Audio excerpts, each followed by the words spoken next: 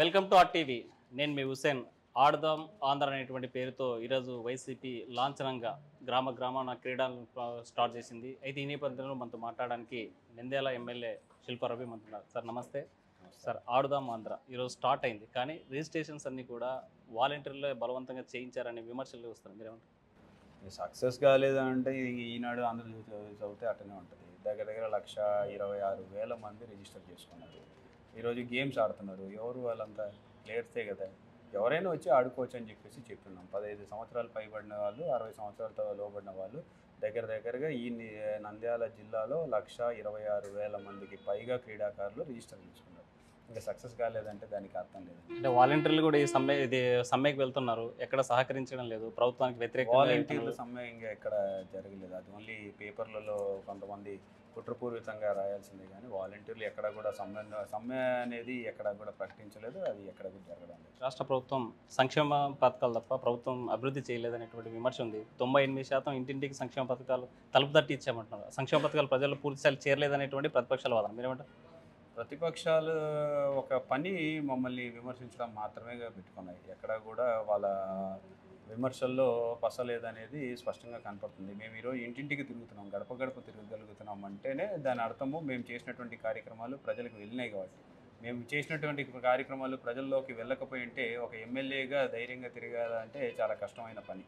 ఈరోజు 175 నియోజకవర్గాల్లో ఎమ్మెల్యేలు గడప తిరగగలుగుతున్నారంటే ప్రభుత్వం ఇస్తున్న ప్రతి పని కూడా ప్రజలకి నేరుగా చేరినాయి కాబట్టి ధైర్యంగా తిరగాలి. అంటే ప్రతి గడుపులోనూ విమర్శిస్తున్నారు, ప్రతి గడుపులోనూ ప్రశ్నిస్తున్నారు. ఎమ్మెల్యేలంతా పూర్తి స్థాయిలో మాకు పథకాలు అందలేదని విమర్శలు వస్తూ ఉన్నాయి. మనం చూసాం చాలా పత్రికలు. నేను చెప్పింది, నేను దగ్గర 200 రోజులు తిరిగిన. 200 రోజుల్లో ప్రతిరోజు విమర్శిస్తూ ప్రతి గడప కూడా విమర్శిస్తుంటే 200 రోజులు ఎవడు కూడా చేయలేడు. ఎక్కడో మానుకొని ఇంట్లో కూర్చుంటారు. కానీ సక్సెస్ఫుల్గా 200 రోజులు జరిగినాయి అని అంటే దాని అర్థం వచ్చేసి ప్రజలు సంతృప్తిగా యాక్సెప్ట్ చేశారు. రోజు ఎక్కడొచ్చినాయి చెప్పండి, ఏ రోజు ఎక్కడ నిలదీశారు లేకపోతే ఇంకోటి అని చెప్పేసి ఎక్కడొచ్చాయి? 175 నియోజకవర్గాల్లో అక్కడ ఇక్కడ కొన్ని తప్పులు జరిగిండొచ్చు. ఆ తప్పుల్ని కూడా మేము సరిదిద్దుతున్నాం కదా. ఒకవేళ ఏదైనా హుసేన్ అన్నకి పెన్షన్ రాలేదు, నిజంగా ఎలిజిబిలిటీ ఉండి రాకపోతే మేము దాన్ని వెంటనే క్లియర్ చేస్తున్నాం. ఎందుకు రాలేదు, నాకు రావాల్సిందే అని చెప్తే హుసేన్ అన్నకి ఎక్స్ప్లెయిన్ చేస్తున్నాం. నీకు ఈ రీజన్ వల్ల రావడం లేదు హుసేన్ భాయ్ అని చెప్పేసి. అంటే ఎమ్మెల్యే రవికి నమ్ముకున్న వాళ్ళకు న్యాయం చేయడం లేదు, అన్యాయం జరుగుతుంది అనేటువంటి విమర్శ మీ పైన ప్రధానం. మధ్యలో corporate election, municipal corporation elections జరిగినప్పుడు కార్యకర్త మిమ్మల్ని నమ్ముకొని మోసపోయానని సోషల్ మీడియా ద్వారా వైరల్ అయింది. దీనికి సమాధానం ఎక్కడ? నంద్యాల టౌన్ సంబంధించి నాది అసలు మున్సిపల్ ఎలక్షన్స్లో మా బై ఎలక్షన్లో ఎవరైతే మాతో పాటు ట్రావెల్ చేసినారో 42 మందికి సీట్లు ఇవ్వడం జరిగింది. 3కి మా బాగా కష్టపడి పనిచేసిన వాళ్ళకి కోఆప్షన్లు ఇవ్వడం జరిగింది. ఊర్లలో గ్రామాల్లో ఎవరైతే కష్టపడిన నాయకులు ఉన్నారో అందరికీ గుర్తింపు ఇవ్వడం జరిగింది. డైరెక్టర్ల పదవులు ఇవ్వడం జరిగింది. మార్కెట్ యార్డ్ చైర్మన్లు ఇవ్వడం జరిగింది. ఎమ్మెల్సీ ఇవ్వడం జరిగింది. ఒకటే ప్రాతిపదికన, ఎక్కడా కూడా డబ్బు కానీ లేకపోతే ఇంకొక అర్హత కానీ చూడలేదు. కేవలం మనల్ని నమ్ముకొని ఉన్నారా, మన కోసం కష్టపడిన వాళ్ళందరికీ.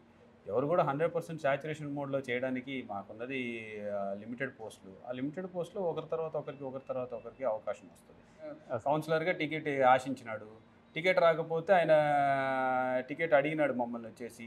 మేము నమ్ముకున్న వాళ్ళకి ఇస్తామా లేకపోతే కొత్తగా వచ్చిన వాళ్ళకి ఇస్తామా? మమ్మల్ని నమ్ముకొని మా కోసం కష్టపడిన బై ఎలక్షన్లో కష్టపడిన వ్యక్తికి ఇది ఇవ్వాలని చెప్పేసి డిసైడ్ అయినాము. That was the only criteria. Nandyal by ఎలక్షన్లో ఎవరైతే నిలబడినారో వాళ్ళందరికీ టికెట్లు ఇచ్చినాం. అది గర్వకారణం. 200 రోజులు మీరు గడప తిరిగామంటున్నారు. మరి మరోవైపు చూస్తే ప్రతిపక్ష పార్టీ నాయకులు శిల్పారవి వీకెండ్ ఎమ్మెల్యే అని లేకపోతే సండే ఎమ్మెల్యే అని కామెంట్ చేస్తున్న దాన్ని లెక్కలు తెలియని వాడికి అటనే ఉంటుంది. ఎప్పుడు ఊర్లలో తిరగలే, కరోనా టైంలో కనపడలే, కరోనా టైంలలో హైదరాబాద్లో ఇళ్ళలో పడుకున్నారు. మరి ప్రజలకి ఎప్పుడైతే అవసరం ఉందో, ఎప్పుడైతే నిజంగా వాళ్ళ అవసరం ఉందో ఆ రోజు కనపడకుండా ఇళ్లలో పారిపోయిన నా గురించి ఏం మాట్లాడతాడు? ఈరోజు వాళ్ళ పరిస్థితి ఏంది? సో వాళ్ళ పరిస్థితి వాళ్ళు చూసుకోమని చెప్పండి. ఇవన్నీ విమర్శలు చేసినారంటే నేను పక్క పేరు పెట్టాలంటే 2 నిమిషాల పని. పెళ్ళి పెట్టమంటే రేపే పెడతాను. ఏం పేరు పెట్టాలనుకున్నారు? ఎందుకు చాలా ఉంది. ఇప్పుడు నా ప్రత్యర్థి ఎవరో నాకు తెలిస్తే వాళ్ళ గురించి మాట్లాడతాను. అందరి గురించి మాట్లాడుకుంటూ పోయడం నా టైం వేస్ట్. అంటే ఈ టిట్కో ఇల్లు ఎవరికి ఇవ్వలేదు, దీంతోపాటు జగనన్న కాలనీలు పూర్తి కాలేదు, బొగ్గుగల్లి లైన్లకు సంబంధించి అక్రమంగా అక్కడ నివాసం ఉండడం వల్ల తరలించారని పెద్ద ఎత్తున విమర్శలు వచ్చాయి మీ మీద. దీనికి సమాధానం? ఇప్పుడు ప్లాట్లు ఎందుకు ఇవ్వలేకపోయినామంటే తెలుగుదేశం వాళ్ళు కోర్టు కేసు వేయించినారు. ఆ కోర్టు కేసు క్లియర్ అయిన తర్వాత దగ్గర 3,200 మందికి ఇవ్వడం జరిగింది. ఇంకొక 800 ప్లాట్లు అక్కడ తయారు చేస్తున్నాం. ఆ ప్లాట్లు కూడా ఇవ్వబోతున్నాం.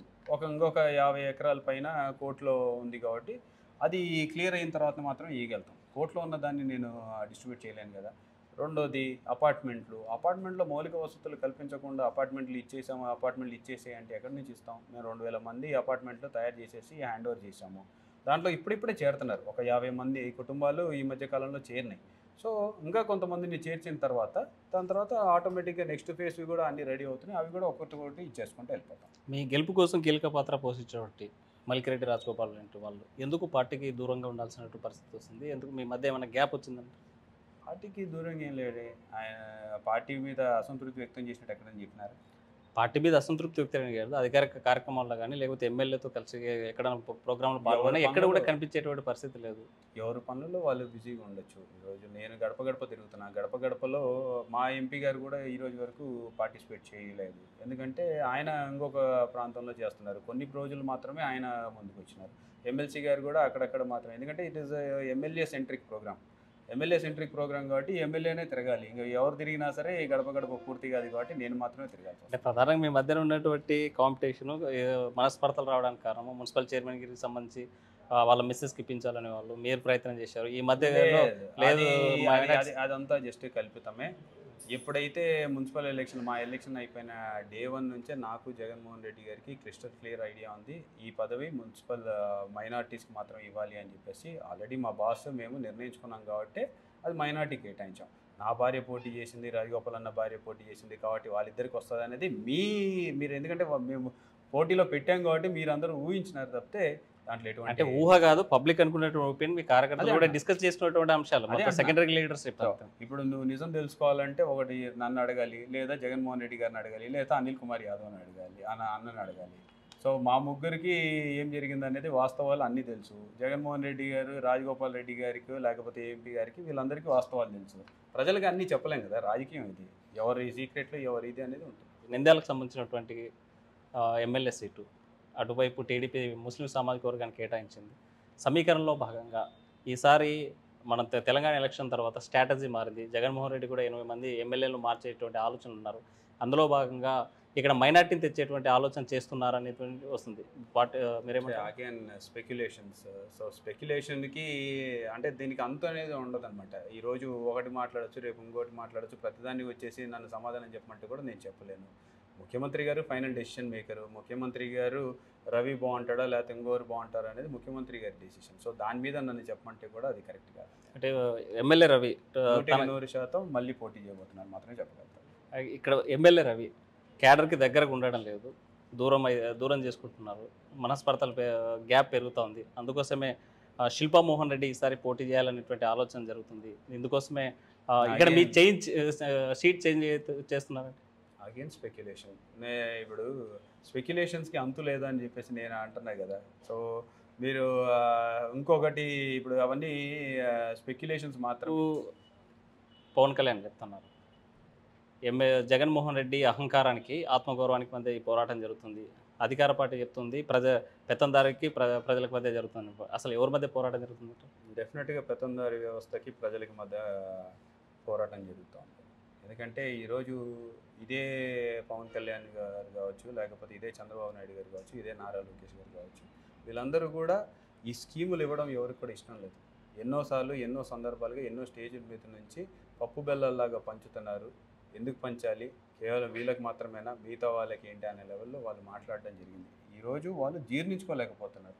ఒక సామాన్య చిన్న స్థాయి వ్యక్తిని ఈరోజు పైకి తీసుకొస్తుంది ప్రభుత్వం, వాళ్ళకి అండగా నిలుస్తుంది, వాళ్ళకి దండుగా ఉంటుంది అని చెప్పేసి అది జీర్ణించుకోలేక వాళ్ళందరూ కూడా చేస్తున్నటువంటి వాళ్ళ ప్రభుత్వంలో చెప్పండి ఎందుకు ఇన్ని సంక్షేమ పథకాలు ఇవ్వలేకపోయినారు, లేకపోతే ఎందుకు ఇంత పేదవాడిని ఇప్పుడు సరిగ్గా చూసుకోలేకపోయినారు, వాళ్ళ ఆరోగ్యం పట్ల ఎందుకు శ్రద్ధ వహించలేకపోయినారు.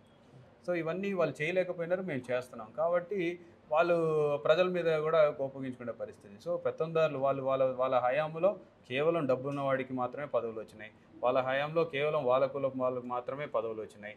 వాళ్ళ హయాంలో బడా నాయకులకి మాత్రమే సబ్సిడీలు వచ్చినాయి. వాళ్ళ హయాంలో బడా నాయకులకి మాత్రమే కాంట్రాక్ట్లు వచ్చినాయి. సో అటువంటి నాయకులతోటి మేము పోరాడుతాం. వైసీపీ ప్రభుత్వంలో సంక్షేమం తప్ప అభివృద్ధి లేదనేటువంటి విమర్శలు వస్తున్నాయి. దీనికి మీకు సమాధానం?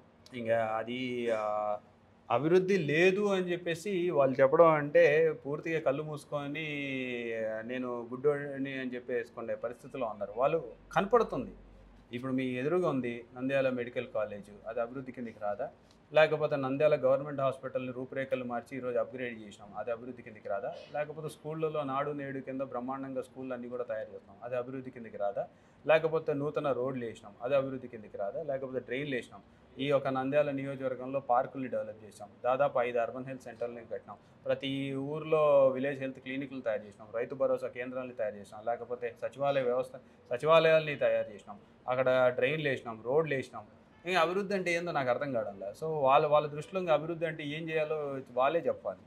మరోవైపు మనం చూసాం బై ఎలక్షన్లకు సంబంధించి ఈ మనకి చాబోలు పోయేటువంటి రూట్లో ఒక బ్రిడ్జి కుందు నదికి సంబంధించిన బ్రిడ్జి నిర్మాణం గత ప్రభుత్వం ఇచ్చింది కాబట్టి ఈ ప్రభుత్వం కట్టడం లేదు. దానికి వాళ్ళకి పేరు వస్తుందనేటువంటి దానిలో మీరు టచ్ చేయడం లేదంటే నాకు వాళ్ళు ల్యాండ్ ఎక్విజిషన్ చేసినటువంటి పేపర్ ఒకటి తీసుకురమ్మనండి, లేదా ఆ ల్యాండ్ ఎక్విజిషన్కి సంబంధించిన అడ్మినిస్ట్రేటివ్ శాంక్షన్ ఏమన్నా అయ్యిందేమో అదన్నా తీసుకురమ్మనండి. లేకపోతే కాంట్రాక్టర్కి ₹1 పే చేసినట్టన్నా సరే ఒక లెక్కన్నా తీసుకురమ్మనండి. వాళ్ళు ఏం చేసినారు? బై ఎలక్షన్లలో ఒక శిలాఫలకం వేసేసి కొబ్బరికాయ కొట్టేసి ఒక పిల్లర్ తయారు చేసేసి ఇదే బ్రిడ్జ్ అని చెప్పేసి వాళ్ళు డిసైడ్ అయిపోయినారు. దాని తర్వాత మేము దిగిన తర్వాత కదా మాకు లోతు అర్థమైంది. ఆ కాంట్రాక్టర్కి ₹1 రాలే. కరోనా తర్వాత ఆ కాంట్రాక్టర్ ఆర్థిక పరిస్థితుల్లో పూర్తిగా చితికిల్లు పడిపోయినారు. అటువంటి పరిస్థితుల్లో ఆ కాంట్రాక్ట్ని బయటేసి కొత్త కాంట్రాక్టర్ని తెచ్చి ఆ కాంట్రాక్టర్ మళ్ళీ ఆత్మహత్య చేసుకుంటాను అనే పరిస్థితుల్లో ఆయనకు అన్ని కూడా డబ్బులు ఇప్పించేసి ఈ కొత్త కాంట్రాక్టర్ ల్యాండ్ ఎక్విజిషన్ జరగలే. మీరు కనుక్కోండి, ల్యాండ్ ఎక్విజిషన్ జరిగిందేమో. ల్యాండ్ ఎక్విజిషన్ జరగలేదు. ల్యాండ్ ఎక్విజిషన్కి డబ్బులు ఏమైనా పే చేసినారా కనుక్కోండి. దానికి లేదు. అడ్మినిస్ట్రేటివ్ శాంక్షన్ ఏమైనా ఇచ్చినారా కనుక్కోండి. 25 కోట్ల బ్రిడ్జ్, 7 కోట్ల అడ్మినిస్ట్రేటివ్ శాంక్షన్ ఎక్కడ నుంచి పాసిబుల్ అవుతుంది? అసలు బ్రిడ్జ్ కట్టడానికి అడ్మినిస్ట్రేటివ్ శాంక్షన్ లేకపోతే బ్రిడ్జ్ ఎక్కడి నుంచి కట్టినారు? ఎందుకు మొదలు పెట్టినారంటే బై ఎలక్షన్ వస్తుంది, ఓట్లు దండుకోవాలంటే ఏదో ఒకటి స్టార్ట్ చేయాలి కాబట్టి అది స్టార్ట్ చేసినారు, అక్కడితో వదిలేసినారు. సరే, అప్పుడు ఉన్నటువంటి పరిస్థితుల్లో 1.5 సంవత్సరంలో పూర్తి కాని పరిస్థితి. ఈ 5 సంవత్సరాలు దీంట్లో కూడా చేశారా? దీంట్లో అడుగులు పడ్డాయి ముందుకే. దీంట్లో ఈరోజు బ్రిడ్జ్ దాదాపు 80% పైన పూర్తయింది. దీంట్లో ఇంకొకటి తెలియంది ఏంటంటే బ్రిడ్జ్ డిజైన్ మారింది.